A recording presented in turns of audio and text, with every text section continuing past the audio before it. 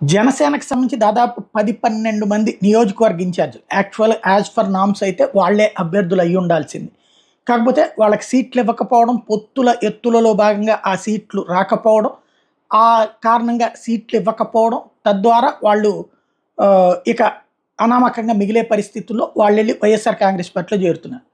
ఇప్పుడు వైసీపీలో సీట్ వస్తోంది కాబట్టి చేరితే ప్రాబ్లం లేదు. కానీ వైఎస్ఆర్ కాంగ్రెస్ పార్టీ అట్లా జనసేన నుంచి వెళ్ళిన వాళ్ళకి ఎవరికి సీట్ రాలేదు. ఇప్పుడు ఈవెన్ ముద్రగడ పద్మనాభం వాళ్ళ అబ్బాయికి సీట్ రాలేదు, లేకపోతే హరిరామ్ జోగయ్య వాళ్ళ అబ్బాయికి సీట్ ఏం రాలేదు, లేకపోతే ఇప్పుడు వచ్చినటువంటి మిగతా వాళ్ళకి కూడా ఏం రాలేదు. కానీ ఎందుకు వెళ్తున్నారు? జనసేనలోనూ సీట్ రాలేదు, అక్కడ సీట్ రాలేదు. కానీ ఎందుకు వెళ్తున్నారు అంటే 2 కోణాలు. ఒకటి, రేపు వైఎస్ఆర్ కాంగ్రెస్ పార్టీ అధికారంలోకి వస్తుంది, ఏదో ఒక పదవులు కార్పొరేషన్లో లేకపోతే డైరెక్టర్లో గుళ్ళకు సంబంధించినవి ఏదో ఒకటి ఇస్తారన్న అయ్యి ఉండాలి. లేదా రెండవది, డబ్బులకి కొనుక్కోవాలి. జనసేన వాళ్ళని ఎందుకు కొనుక్కుంటారు అనేటువంటి పాయింట్కి ఇప్పుడు జనసేన వాళ్ళు అంటున్నది ఏంటంటే, వీళ్ళకి సంబంధించి వాళ్ళ అనుమానం అయితే మాత్రం ఆర్థికమే.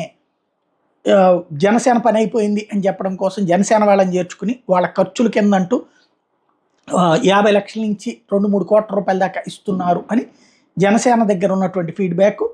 ఆ విషయాన్నే ఇప్పుడు వాళ్ళు ప్రధానంగా సోషల్ మీడియాలో ప్రొజెక్ట్ చేసుకొస్తున్నారు.